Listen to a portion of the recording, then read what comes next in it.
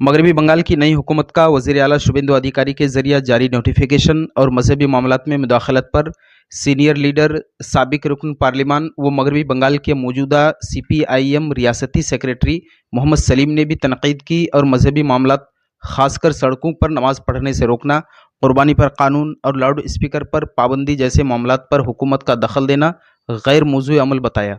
उनका कहना है कि यह आज से नहीं बल्कि अंग्रेजी दौरे हुकूमत से ही चली आ रही है। আমি নিজে মনে করি এবং কমিউনিস্ট পার্টি মনে করে ধর্মীয় আচরণ, ধর্মীয় উৎসব, ধর্ম পালন যে করো ধর্মনিরপেক্ষ হিসেবে বলা যায় যে অন্যের যন্ত্রণার কারণ, অসুবিধার কারণ যাতে না হয়।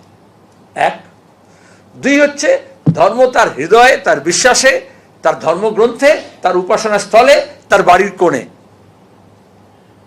যত বেশি রাস্তায় সেটা প্রদর্শন হয়, এক্সিবিশন হয়, প্রদর্শনমূলক হয়। আমরা শুরু থেকে ব্রিটিশ জমানা থেকে বলে আসছি কমিউনিস্ট পার্টি যে অধিকাংশ দাঙ্গা হাঙ্গামা ঝামেলা হয় যখন ধর্মের নগ্ন প্রদর্শন বাইরে রাস্তায় টেনে নিয়ে আসা হয়, পাবলিক স্পেসে টেনে নিয়ে আসা হয়। সেটা যতটা নিয়ন্ত্রিত হয় তত ভালো, তো আমরাই বলতে পারি। কিন্তু এটা ধর্মনিরপেক্ষ রাষ্ট্রে এই নিরপেক্ষতার রক্ষা করতে হয়, যেটা একটা স্পেসিফিক নয়, আর এটা কোনো কম্পিটিটিভ কমিউনালিজম নয়। কম্পিটিটিভ কমিউনালিজমে কি হয় আমরা গুজরাটের পরে মহারাষ্ট্রে দেখেছি। মহারাষ্ট্রে 1993 সালের দাঙ্গা যখন হয় জানুয়ারি মাসে এবং 2-2.5 মাস ধরে চলে, সেটা এটাই এই রেষারেষি হয়েছিল যে জুম্মার নামাজ রাস্তায় যদি হয় তাহলে আমাদের মহাআরতিও কেন রাস্তায় হবে না, রাস্তা দখল করে হবে না কেন। একটা যদি বেআইনি মনে করি আর একটা বেআইনি দিয়ে সেটা শোধায় না। Two wrongs can't make a right, এবং এটা কারো রাইটের প্রশ্ন নয়।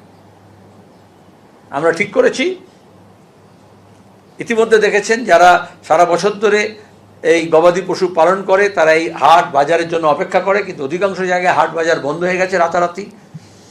এবং এটা শুধু মাংস না, গবাদি পশু না, আমি বলে দিচ্ছি।